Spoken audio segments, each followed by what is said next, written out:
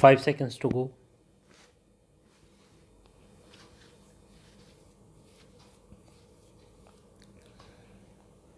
Start.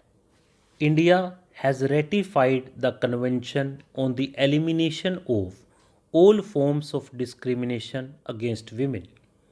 Article 12 of CEDAW requires the state parties to take appropriate measures to eliminate discrimination against women in the field health care services in connection with family planning, pregnancy, confinement, and postnatal period.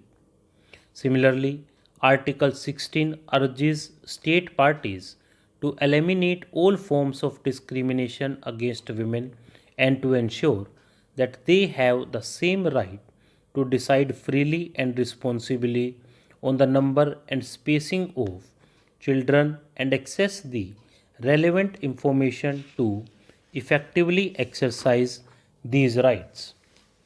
The UN Committee on the Elimination of Discrimination Against Women emphasized that state parties should undertake appropriate measures to eliminate discrimination against women in their access to health care services, particularly in areas of family planning, pregnancy, and confinement, and postnatal period.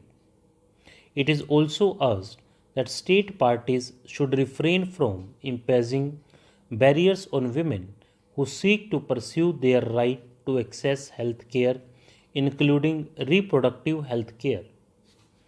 India's obligations under international law require the state to bring the MTP Act in conformity with said obligations. The reproductive rights of women must be harmonized in light of the principles laid down under the Constitution as well as the principles of international law codified in the various international conventions ratified by India.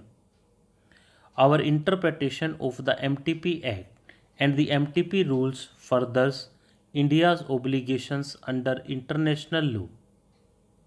However, the state must act proactively in order to ensure that women in India are able to actualize their right to reproductive health and health care in line with the obligations assumed by the country under international law.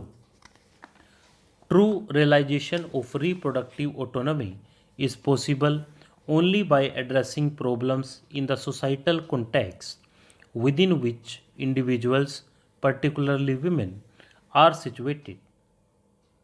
It is not only social stigma which prevents women from realizing the right to health, but also caste and economic location. The cost of an abortion at a private hospital may be prohibitive for those whose monthly salaries are a fraction of that cost. Public hospitals in rural areas are often not equipped with the resources to provide the kind and quality of health care that ought to be provided free of cost or at highly subsidized rates. A lack of awareness about the resources that public hospitals, after coupled with the discriminatory attitudes of many health providers only, serve to exacerbate this problem.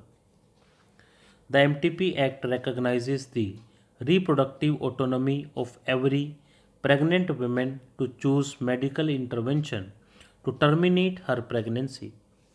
Implicitly, this right also extends to a right of the pregnant women to access healthcare facilities to attain the highest standard of sexual and reproductive health.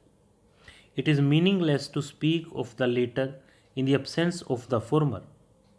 Reproductive health implies that women should have access to safe, effective, and affordable methods of family planning and enabling them to undergo safe pregnancy if they so choose.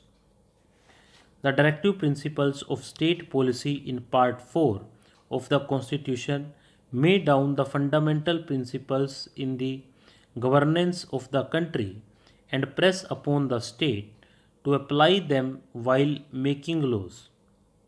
Article 38(2) of the Constitution requires the state to promote the welfare of people and eliminate inequalities. Stop.